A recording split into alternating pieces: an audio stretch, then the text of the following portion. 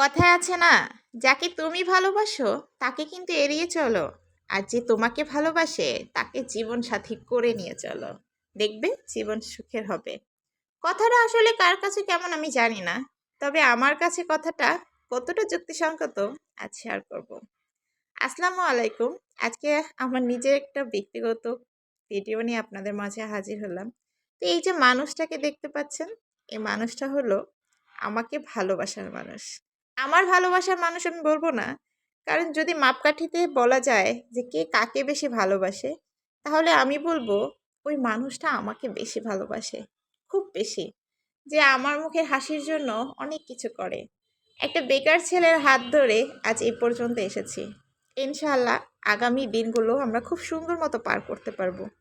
আসলে আল্লাহ তাআলা না জন্ম মৃত্যু বিয়ে এগুলো লিখে রাখে, কিন্তু কেন যে বেকার ছেলের কপালে আমাকে রেখেছিল তা আমি জানি না। তবে হয়তোবা এই যে একটা চাকরিওয়ালা টাকাওয়ালা ছেলের কাছে গেলেও হয়তোবা আমি এই সুখ শান্তি পেতাম না, যেটা এই বেকার ছেলের হাত ধরে আমি পেয়েছিলাম। যে মানুষটা আমার হাসির কথা খুব চিন্তা করে, যে আমার মুখে বলার আগে বুঝে নেয় আমি কি চাই। তার পকেটে টাকা নেই সেটা জানা সত্ত্বেও আমি কখনো তার কাছে আবদার করি না, কিন্তু মানুষটা কিভাবে যেন বুঝে যায়। কখনো ঘুরতে মন চাইলে সেদিনকেই সে বলবে চল আজকে ঘুরতে নিয়ে যাই। কিভাবে কি করে আমি এটা বুঝতেই পারি না, আজ অবধি আমি এই হিসাব মিলাতেই পারিনি। তো যাই হোক, মানুষটা সত্যি কথা আমাকে বেশি ভালোবাসে।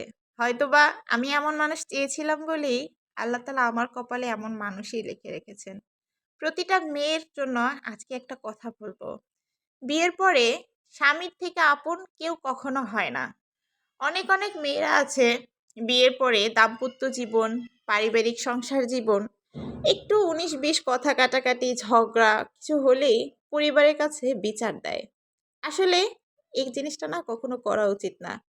পরিবারের কাছে আপনারা যে বিচারটা দিবেন, আপনি বলেন আমি বলেন, রাগের মাথায় বলেন, দুঃখে বলেন, ওই যে কথাগুলা বলা ওটা কিন্তু পরিবারের কাছে থেকেই যায়। কিন্তু স্বামী স্ত্রী তারা কিন্তু পরবর্তীতে মিলে যায়। হাজব্যান্ড ওয়াইফ মিলে ঠিকই যায়, কিন্তু ওই যে ঝগড়ার বিষয়ে যে সমস্ত কথা সেগুলো পরিবারের সাথে বলা হলে কথাগুলো কিন্তু আর মিশে যায় না, সেগুলো থেকেই যায়। তাই আমি বলবো স্বামী স্ত্রীর মাঝে যাই হোক না কেন নিজেদের মাঝে রাখবেন, চার দেয়ালের মাঝে রাখবেন। কথায় আছে না, সন্তান যদি থাকে সন্তানের কান পর্যন্তও যেন হাজব্যান্ড ওয়াইফের ঝগড়াটা না যায়, তেমনভাবে নিজের পরিবারকে গঠন করবেন। হয়তোবা বর্তমান বাজার পরিস্থিতি সবকিছু মিলিয়ে অভাব অনটন থাকতেই পারে আমাদের মতো মধ্যবিত্তদের জন্য, সারা জীবন কিন্তু সেটা থাকবে না। সাধ্যের মধ্যে চেষ্টা করবেন ভালো থাকার। একটা মানুষ, এই যে আমার মানুষটাই সে সকালবেলা যায়, যে একসময় বেকার ছিল, রাত্রে ১২টা ১২:৩০ পর্যন্ত সে অক্লান্ত পরিশ্রম করে। সেটা ছোটোখাটো চাকরি করে, দেন পাশাপাশি আরও একটা ব্যবসা করে। সব কিছু মিলিয়ে সে আমাদেরকে ভালো রাখার চেষ্টা করে। আর একটা মজার কথা কি জানেন, আমি খুব করে চাইতাম যে কেউ একজন আমাকে বলবে যে আমার স্ত্রীকে আমি শাসন করব, তোমরা কেউ কখনো কিছু বলবে না। আসলেই সেই মানুষটা আমার জীবনে আছে, যে মানুষটা আমি কোনো ভুল করলে কোনো কিছু বললে সে আমাকে প্রোটেক্ট করে এবং তার ফ্যামিলিকে তার মতো করে বোঝায়, আমাকে আমার মতো করে বোঝায়। দুজনকেই সে সুন্দর মতো করে ব্যালেন্স করে। তারপরও অনেক কিছু আছে যা মিলিয়ে সব সংসারেই অশান্তি হয়।